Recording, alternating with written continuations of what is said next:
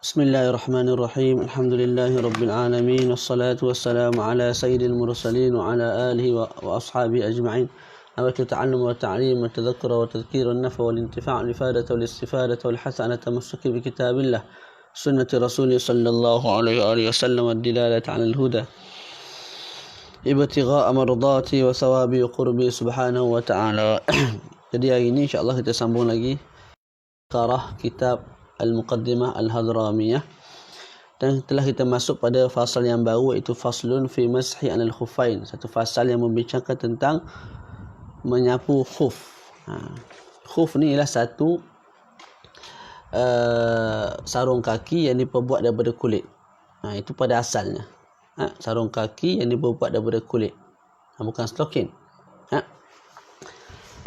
Ada kala ketika mana kita berwuduk, kita tak perlu basuh kita punya kaki. Kita hanya perlu sapu di atas khuf tu, walaupun dengan sapuan yang terlalu sikit. Semata-mata dinamakan sapu, dah dikatakan sebagai sah sapuan itu, dan terus kita boleh sembahyang.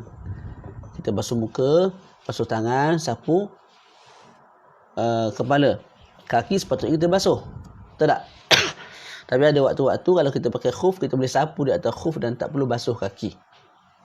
Itu. Jadi kita baca dalam kitab ni. Faslun fil mas'i 'ala al-khuffain wa yajuzu al-mas'u 'ala al-khuffain badalan an ghasl rijlain fil wudu' wa syaratu jawaz al-mas'i. Okey. Harus menyapu di atas dua khuf sebagai menggantikan basuhan dua kaki pada ketika wudu'. Syarat membolehkan sapu khuf kaza wa kaza. Jadi disebut dalam kitab ni satu fasal yang membincangkan tentang khuf, sapu di atas khuf. Hadis mengenai keharusan menyapu di atas khuf ni banyaklah. Sehingga sebahagian satu golongan daripada mengatakan hadis mengenai pensyariatan khuf ni dah sampai satu tahap tawatur. Dan disebut oleh Al-Hasan, qala haddatsani 70 min as-sahabah bil mas'i al-khuffain, telah meriwayatkan kepada aku, telah menceritakan kepada aku 70 orang sahabat tentang menyapu di atas khuf. Dan disebabkan terlalu ramai sahabat ataupun hadis yang membincangkan tentang menyapu di atas khuf, maka ulama jadi khilaf sesama mereka. Kalau kita ingkar keharusan menyapu atas khuf ni, adakah kita dihukum sebagai kafir ataupun tidak? Jadi sampai ada khilaf ke tahap itu. Dan menyapu khuf ini adalah menjadi khususiat bagi umat Nabi Muhammad sallallahu alaihi wasallam. Wa yajuzul mas'u 'alal khuffain badalan an ghasli rijlain fil wudu'. Harus kita menyapu di atas khuf, di atas dua khuf, ganti kepada membasuh dua kaki ketika mana berwudu'. Tu. Cuma di sini bukan bermakna bila mana kita tak mampu nak basuh kaki baru kita boleh sapu di atas khuf, tak. Kita sebut sapu khuf ganti kepada basuh kaki. Kebiasaannya kalau ganti ni, yang diganti tu tak mampu, lemah. Tak. Contoh guru ganti. Guru asal tu tak boleh nak mengajar. Contoh apa? Sebab dah pencen ataupun sebab mengandung ataupun sebab beranak. Jadi bila tidak mampu mengajar, yang asal tidak mampu mengajar, barulah datang pengganti. Itu yang kebiasaan lah. Tapi bab khuf ni, walaupun yang asal tu masih okey, masih kuat, masih gagah, kita boleh guna juga yang kedua ni, iaitu pengganti dia, iaitu basuh ataupun sapu di atas khuf. Jadi bukan mesti tak mampu basuh baru boleh sapu khuf, tak. Walaupun kita mampu untuk basuh kaki, boleh dah kita sapu khuf. Cuma yang mana lebih molek kalau diberi pilihan, sapu khuf dan juga basuh kaki? Basuh kaki lah yang lebih molek, sebab itu asal. Ada kala sapu khuf ni dihukumkan sebagai sunat. Ada kala sunat kita sapu khuf. Dituntutlah. Bila? Kama idza tarakahu li thiqalihi alaihi li adami ulfihi atau ilfihi lah. Contohnya seseorang tu rasa berat nak sapu khuf. Sebab apa? Sebab dia dah biasa basuh kaki. Jadi bila dah biasa basuh kaki, nak berpindah kepada sapu khuf tu dia rasa berat. Ketika itu, tak sunat bagi dia sapu khuf. Begitu juga kalau tok-tok guru, tok-tok syekh ataupun orang-orang yang ada pengikut, sunat juga bagi mereka sapu khuf, supaya anak murid tengok, boleh sapu khuf rupanya. Dalam syaratnya ada pensyariatan yang membenarkan kita sapu khuf. Jadi anak murid ni, rakyat ni ataupun pengikut ni tahu daripada pemerintah ataupun daripada tok guru ataupun daripada orang yang diikuti. Jadi orang-orang yang diikuti ada pengikut, sunat juga bagi mereka sapu khuf sebagai satu pengajaran kepada anak buah. Ataupun kita takut luput solat jemaah. Dengan makna kalau aku basuh kaki, ambil makan masa dan tertinggal jemaah.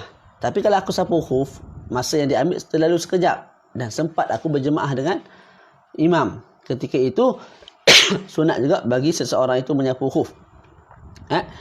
Okey. Cerita yang sama, hukum yang sama, sunat pada waktu sekian, sunat pada 3 tempat ni kita sebutkan juga pada baki-baki rukhsah yang lain.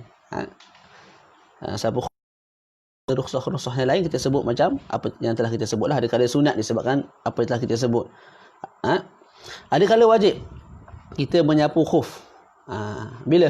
Bila terhenti pada menyapu khuf tu untuk mendapatkan satu kewajipan, untuk menyempurnakan satu kewajipan.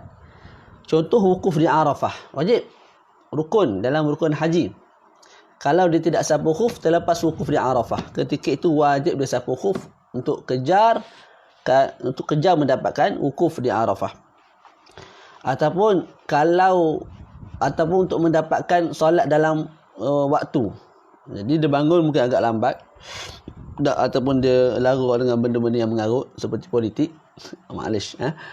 Jadi ketika itu dia dia duduk main ke Facebook, main ke Instagram, main ke benda-benda itulah. Tengok siapa menang, siapa kalah, apa semua. Akhir sekali waktu membazir begitu saja. Waktu yang tinggal tu tinggal 10 minit, tinggal 5 minit. Okey.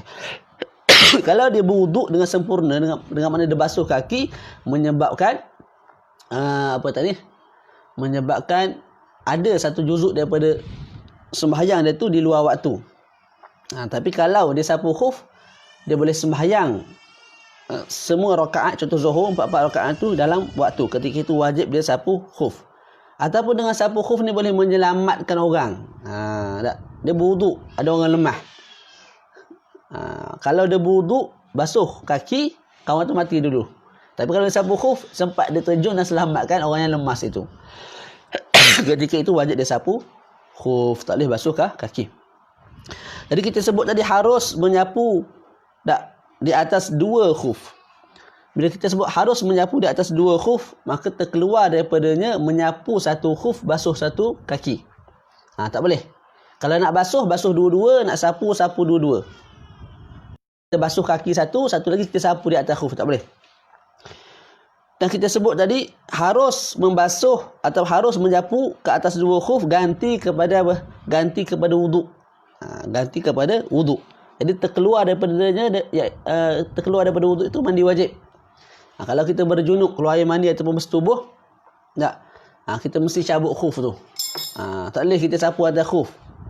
Kita basuh seluruh anggota, bahagian kaki kita sapu di atas khuf. Lepas tu kita sebut, okey dah, setelah dah mandi wajib aku. Sebab apa? Sebab kaki aku tak basuh tapi aku sapu atas khuf. Bila sapu atas khuf, settle lah. Ganti kepada mandi. Tak boleh. Ganti kepada basuh kaki, tak boleh. Kalau mandi wajib, mesti kita buka kita punya khuf dan basuh. Begitu kalau ada najis, kita pakai khuf. Tak berlaku satu perkara yang menyebabkan masuk najis di bawah kita punya kaki. Jadinya kita fikir-fikir, malas aku cabut khuf. Aku berwuduk, basuh muka, basuh tangan, sapu kaki, sapu kepala, sampai kat kaki tu kita tak nak basuh bahagian najis tu. Kita hanya sapu khuf. Dan sapu tu kita anggap sebagai pengganti kepada buang najis yang ada di bawah kita punya khuf, iaitu di atas kaki. Ketika itu tak boleh, tidak sah. Wajib kita cabut khuf, basuh bahagian najis tersebut dengan air. Okey. Selesai kat situ. Syarat membolehkan sapu khuf. Kemudian dibincangkan syarat-syarat untuk mengharuskan kita menyapu khuf. Okey. Harus kat sini dengan makna yang lebih luas lah. Sebab kita sebut tadi, boleh jadi sapu khuf ni sunat. boleh jadi sapu khuf ni wajib. Jadi harus kat sini makna dia boleh jadi wajib, boleh jadi sunat. Maknanya kalau satu keadaan yang menuntut untuk kita sapu khuf, dan sapuan khuf ketika itu kena wajib, contoh nak selamatkan orang tadi tu, nak selamatkan orang lemas, tak, tetap disyaratkan syarat-syarat ini. Ataupun kita ni orang yang jenis orang follow, banyak followers kat Facebook, Instagram, Tok Guru contoh dah. Jadinya kita nak menyapu khuf, hukum dia sunat, syarat dia sama.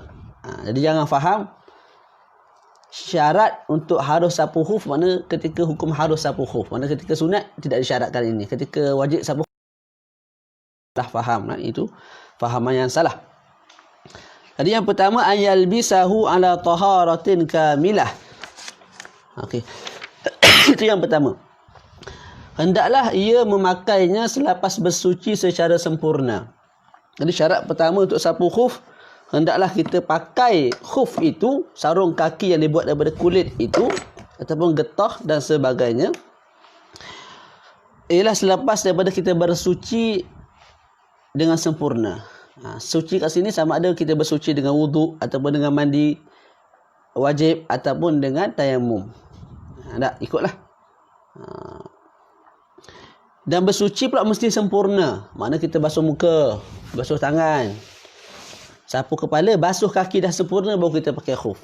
Kita mandi wajib, seluruh anggota badan kita dah kena air, barulah kita pakai khuf. Kita bertayamum, sapu muka, sapu tangan, lepas tu barulah kita pakai khuf. Okey. Kalau kita pakai khuf sebelum sempurnanya bersuci, ketika itu tidak sah pemakaian itu. Contoh, saya basuh muka, saya basuh tangan, saya sapu kepala, sampai kaki kanan saya basuh. Lepas saya basuh kaki kanan, saya pakai khuf. Dengar tu. Saya pakai khuf. Selepas saya basuh kaki kanan, sebelum saya basuh kaki kiri. Okey, saya basuh kaki kiri, kemudian saya pakai khuf. Ketika itu kita sebut kamu memakai khuf kaki kiri, yang itu sah, tidak ada masalah. Sebab khuf yang kamu pakai di kaki kiri, kamu pakai selepas kamu sempurna bersuci. Adapun khuf yang kamu pakai di sebelah kanan adalah sebelum daripada kamu sempurna bersuci, sebab ada baki lagi iaitu kaki kiri. Jadi basuh pemakaian khuf kaki kanan tidak sah. Lepas tu nak buat macam mana? Kita cabut khuf, lepas tu kita pakai balik. Kita cabut khuf, lepas tu kita pakai balik. Dah sah. Sebab apa? Bila kita cabut khuf, wuduk kita dah sempurna tak? Wuduk kita dah sempurna, maka kita pakai je balik khuf itu. Dan telah dikatakan kepada kita, kamu telah memakai khuf setelah sempurnanya taharah, iaitu wuduk, dalam masalah yang telah kita bincangkan. Itu selesai. Syarat yang pertama, mesti suci secara sempurna, boleh pakai khuf. Yang kedua, wa ayakunal khuffu tahira, bahawa keadaan khuf itu suci. Syarat kedua untuk mengharuskan kita sapu di atas khuf, hendaklah khuf itu suci. Khuf yang kita pakai itu suci. Di sisi Imam Ibn Hajar, walaupun kesucian khuf itu wujud, berlaku selepas kita pakai khuf dan sebelum berhadas. Tu. Kita pakai khuf. Ketika kita pakai khuf itu, tak ada najis di atas khuf itu. Najis. Contoh, tai. Ada tai atas khuf kita tu. Tai yang tidak dimaaf oleh syarak lah. Najis yang tidak dimaaf oleh syarak. Okey. Kita pakai. Sebelum kita berhadas, sebelum kita kentut, kita basuh bahagian yang najis tu, yang ada di atas khuf kita tu. Di sisi Imam Ibn Hajar tidak ada masalah.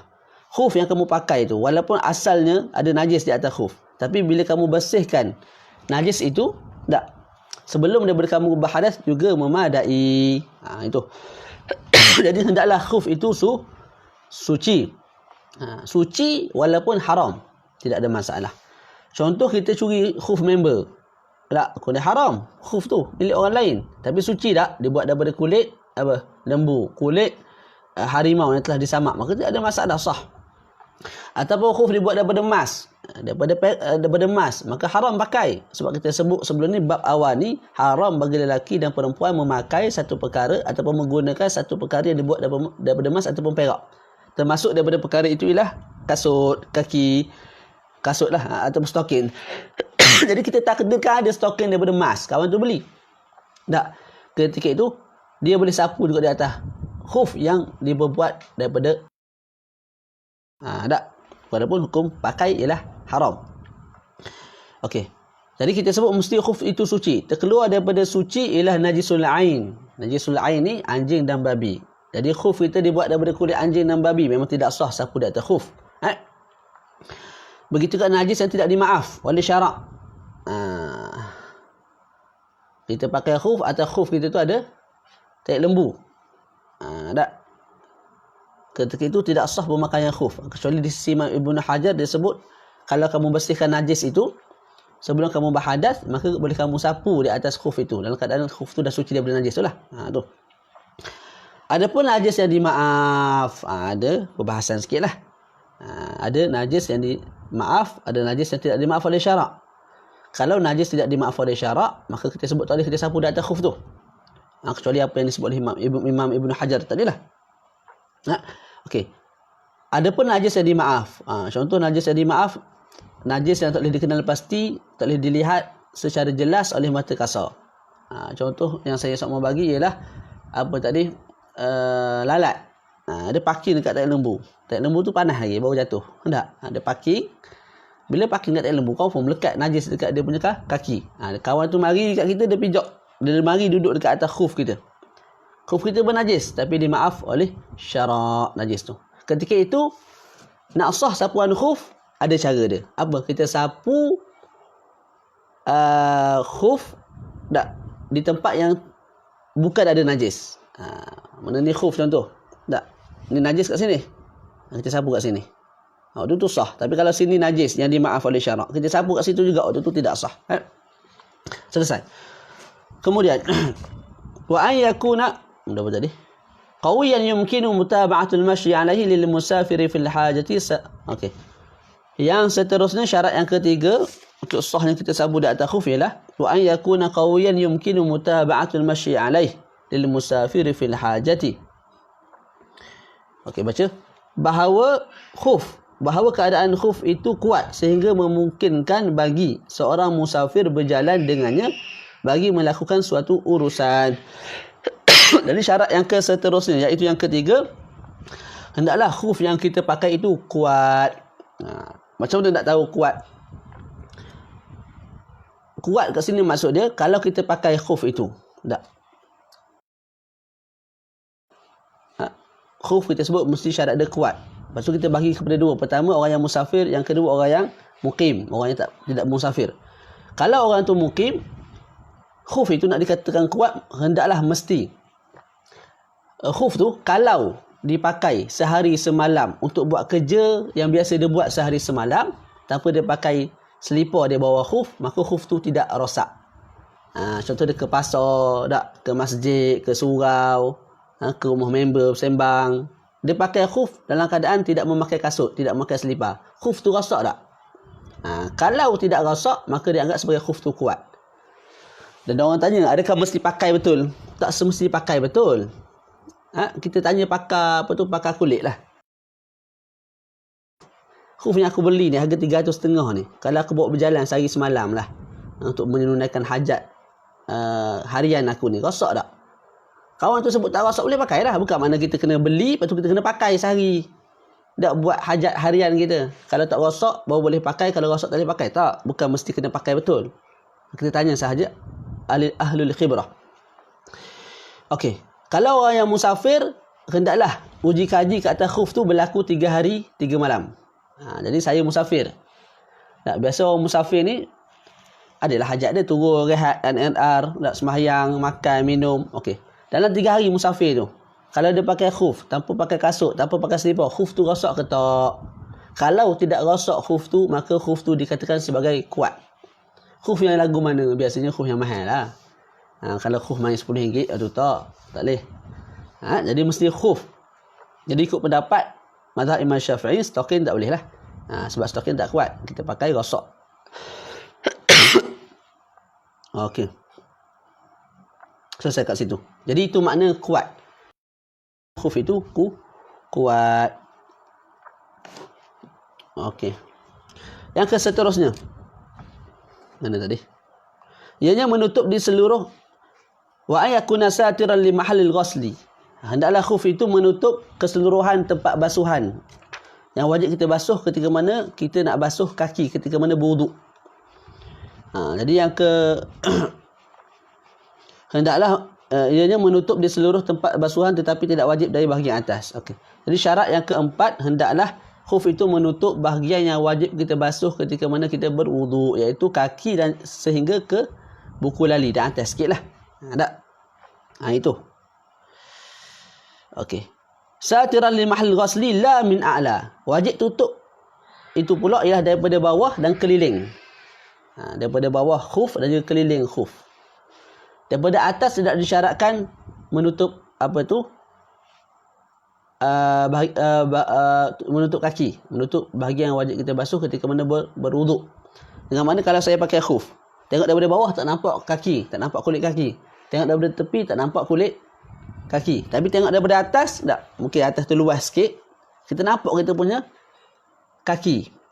Dengan mana kita nampak tempat yang wajib kita basuh ketika mana kita berwuduk. Ketika itu tidak ada masalah.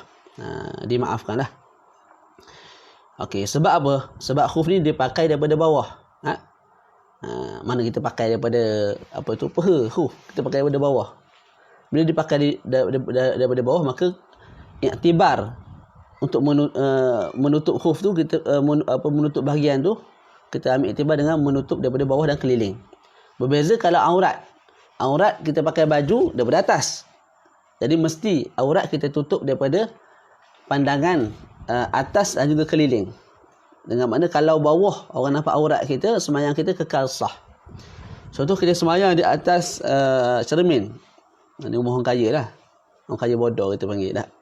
Dia buat apa? Dia buat lantai yang diperbuat daripada cermin, kaca. Jadi orang bawah tu boleh tengok orang atas.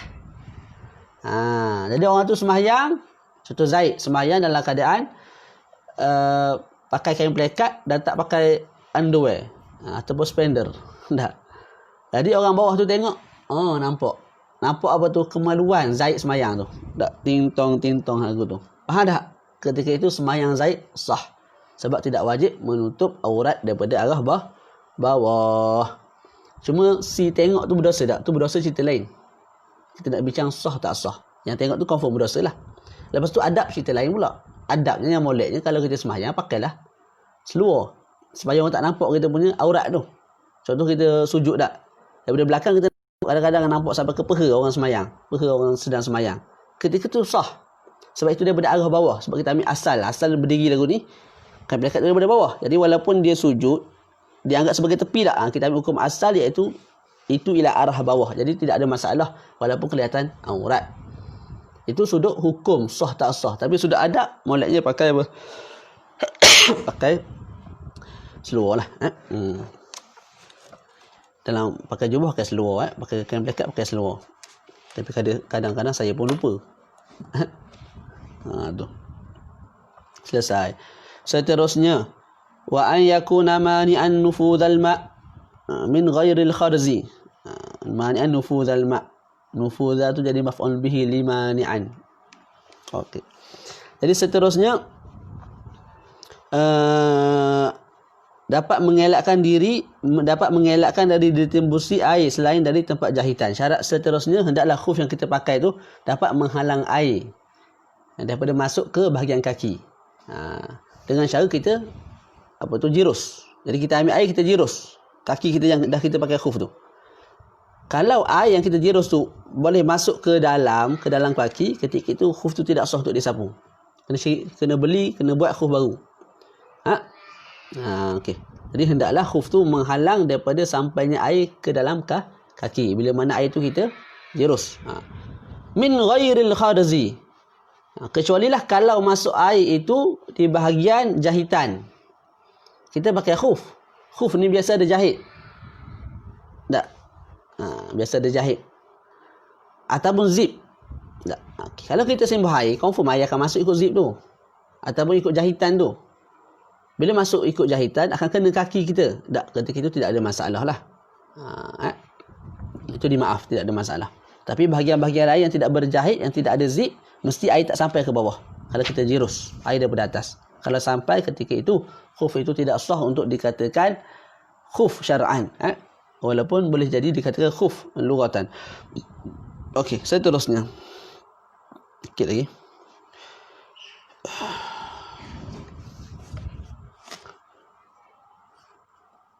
Mana tadi? Wa an yanzi'ahu al-muqimu ba'da yawmin wa laylah wal musafiru safara qasrin ba'da thalathati ayyamin bilayaliha wa ibtida'ul muddati min al-hadathi ba'da lubsin. Kemudian syarat untuk kita sapu khuf yang keseterusnya ialah hendaklah seseorang yang bermukim dan tidak bermusafir cabut khuf itu selepas tamat tempoh untuk tamat tempoh kita sapu khuf, iaitu sehari semalam. Jadi kita pakai khuf. Tak. Macam mana buat? Ni kita ambil pensel sikit tulis. Kita berwuduk secara sempurna. Lepas tu kita pakai khuf. Lepas kita pakai khuf tu, selagi mana kita tidak kentut, maka kita boleh semayang, tak ada masalah dalam keadaan kita pakai khuf. Okey. Contoh, kita pakai khuf pukul 1 petang. 1 petang Isnin. Kita pakai khuf pukul berapa? 1 petang Isnin. Okey. Seseorang yang bermukim, dia boleh sapu khuf tu selama 24 jam sahaja tempoh dia.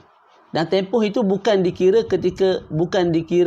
bermula ketika mana dia pakai khuf, tidak. Dengan mana dia pakai 1 petang Isnin.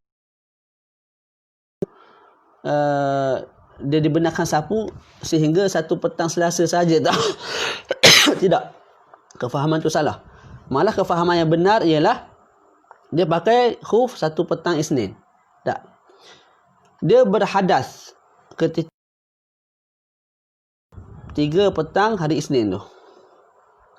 Okey. Dia berhadas pada pukul 3 petang hari Isnin. Okey. Khuf dia boleh sapu selama 24 jam. Bermula bila? Bermula saat yang pertama daripada 24 jam itu ialah pada pukul 3 petang Isnin. Dengan mana dia boleh sapu khuf sampailah 3 petang hari Selasa. Tak? Okey. Jadi kawan tu semayang Zuhur dah. Masuk waktu Asar. Okey, kita sambung. Jadi masalah internet. Jadi masuk waktu Asar pukul 4.30. Tak? Dia pun wuduk lah, sebab wuduk dia dah batal. Okey, ketika mana dia basuh tangan macam biasa, sapu rambut macam biasa, sapu kulit rambut, kulit kepala macam biasa, kemudian sampai kat kaki, dia hanya disuruh ataupun dia hanya boleh dia dibenarkan untuk dia sapu khuf. Ambil air sikit belah kanan, ambil air sikit belah kiri. Itu makna dia. Okey, gambar tak clear.